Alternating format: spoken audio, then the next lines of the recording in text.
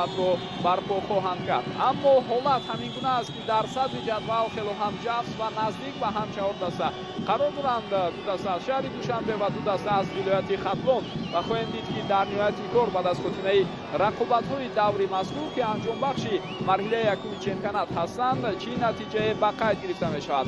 Шаҳроварди вилояти Хатлон бо иштироки Вахши Шаҳри Бохтар ва Равшани Кулоб доимо бисёр ҷолибу диданӣ сурат мегирад ва мо интизори он ҳастем ки имрӯз низ дастаҳои Вахш ва Равшан як бозии бисёр хубу диданиро барои мову шумо пешниҳод мекунанд.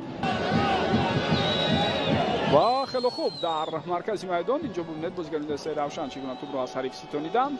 Ишмаил Антвей паси ӯ ба Олаулова Аянвале ва фурсати бисёр хуб, аммо чӣ гуна дар ин ҳолат зарбаро хато мезанад Ишмаил Антвей. фурсати беҳтарин барои ӯ пайдо шуд ва хело афсусам мехӯрад баъд аз зарбаи хатои худ.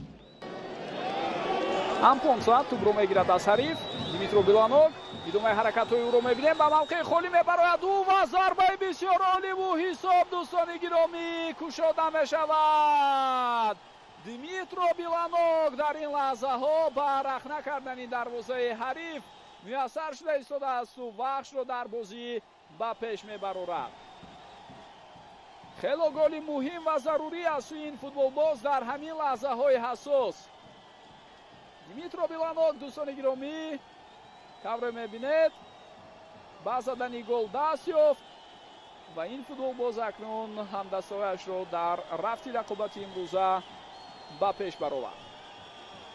истеъдоди хуб дорад воқеан Димитро Биланок ва аз дур зарбаи хатарнок иҷро кардаи ӯ бубинед ба чӣ оварда расонид. он холигие ки болотар гуфтем дар канор буд ба чӣ оварда мерасонад, аммо масири ҳаракати зарбаро ҳам бояд бигӯем. бисёр зебову диданӣ зарбаи маҳкаму қавӣ аз сӯи Димитро Биланок ки аз чанд зовияи дид барои мо пешниҳод мекунанд.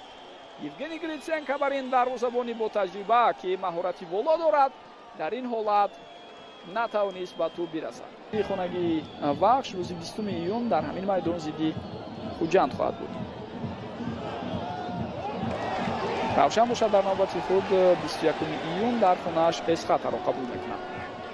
бозигарони дастаи Равшан тӯбро ба худ бармегардонанд. ҳарчи зудтар талошҳои навбатии худро бояд кунанд барои раҳоӣ аз бохт, аммо барои роҳандозии ҳуҷумҳо ва ба вуҷуд овардани вазъиятҳои хатарнок онҳо хело таъхир карда истоданд дар ин лаҳзаҳо. умуман 6 дақиқа вақти илова шуда аллакай хотима ёфт, аммо бо дар назар дошти ҳолатҳое ки аз ин 6 дақиқа вақти илова шуда як миқдор дақиқот албатта талаф ёфта буд, онҳоро ҳам довар ҷуброн мекунад.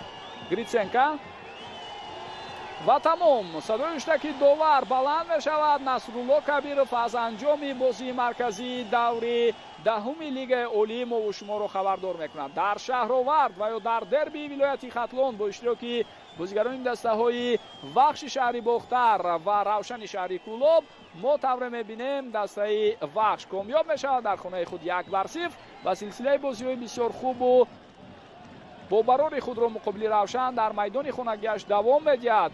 Вахши Шаҳри Бохтар имрӯз Димитро Биланок футболбози украинӣ ба дарвозаи ҳамватани худ Евгений Гритсенко ки дарвозабони дастаи Равшан аст ва яке аз дарвозабонҳои бисёр хуби лигаи олӣ мебошад, гол зад дар дақиқаи 83. бисёр голи зебову диданӣ ва хотирмонанд буд ва маҳз бо анамин гол ба туфайли ин гол ба шарофати ҳамин голи Димитро Биланок дастаи Вахш дар бозии имрӯза комёб мешаваду ба садри ҷадвал мебарад. тамоми тарафдорон ва мухлисони дастаи Вахшро бо ин комёбӣ табрик мегӯем. ба мухлисону тарафдорони Равшан дар бозии баъдӣ бурду зафар ва комёбиҳои нав ба навро орзумандем.